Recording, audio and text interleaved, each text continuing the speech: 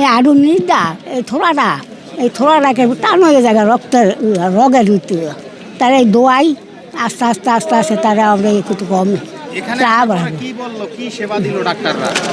এই কইছে আমার কি হয়েছে আমার হেলে আমার দিগাই ডাক্তার ঠিক মতো দেখছে হয় কি বলছে তারা? আমি কইছি আমার ব্যথা, আমার ডায়াবেটিস নাই, মাজা ব্যথা আর এই আমাদের হাড়ু ব্যথা, এই জন্য এখানে কেন আসছে? এখানে আইসি ডাক্তার দেখাইতে বিনা পয়সায়। কোথায় আইলাম বিনা পয়সা করতে নেই। এই মাসখানেক আগে আমি মাস দিয়ারেক আগে বেডিং গিয়ে পরীক্ষা করে ওষুধ ধরি খাইছি, ওখান থেকে কম পাও বাড়িয়ে গেছে, আবার এই ব্যথাও করে। ইনশাল্লাহ আল্লাহ রকম ভালোই করতে আছে দেখে আমাকে দরবারের জন্য, সবার জন্য।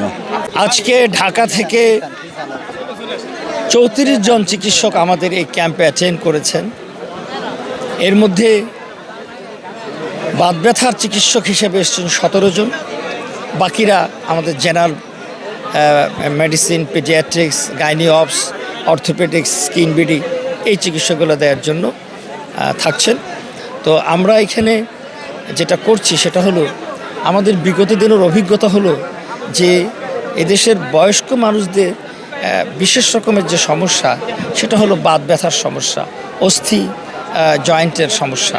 সাবেক রিউমেটোলজি ডিপার্টমেন্টের বাংলাদেশ মেডিকেল ইউনিভার্সিটির chairman professor doctor Nazrul Islam, ওনাকে আমরা আহ্বান জানিয়েছি, উনি ওনার টিম নিয়ে এসছেন। আমাদের আজকের ক্যাম্পের মূল ফোকাস হলো রিউমেটোলজির উপরে, মানে বাত ব্যথার উপরে, এবং এখানে বাত ব্যথার উপরে আমরা 800 থেকে 1000 রোগী দেখব, আরও 1 থেকে 1500 রোগী দেখব জেনারেল পেশেন্ট। সরকারিভাবে যে চিকিৎসা দেওয়া হয় এটাকে সাপ্লিমেন্ট করা, কারণ হয়েছে আপনারা জানেন যে বাংলাদেশে ইতিমধ্যেই এটা প্রমাণিত হয়েছে যে গভর্নমেন্ট সেক্টরের পাশাপাশি প্রাইভেট সেক্টর যদি হ্যান্ড টু হ্যান্ড এগিয়ে না আসে তাহলে মানুষের হেলথ সার্ভিসটা এনশিওর করা ডিফিকাল্ট। এখন in point in time 55% health service দিচ্ছে পাবলিক সেক্টর।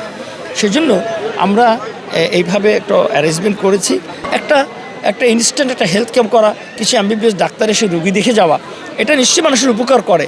কিন্তু যদি আপনি সত্যিকার অর্থেই উপকারটা নিশ্চিত করতে চান তাহলে রেফারেন্স সিস্টেমটা স্টাবলিশ করতে হবে, ফলো আপ প্রোগ্রামটা স্টাবলিশ করতে হবে। আমরা সে কাজটা করবো ইনশাআল্লাহ।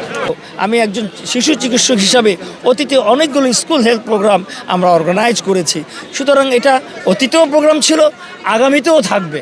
আমরা ক্ষমতায় থাকি বা না থাকি আমরা দেশের মানুষের সাথে থাকবো ইনশাআল্লাহ। এই পর্যন্ত কতজন এসছে এটা আমি এখন আমার কাছে রেকর্ড নেই, কিন্তু আমাদের টার্গেট মিনিমাম 2500 রোগীর চিকিৎসা দেওয়া।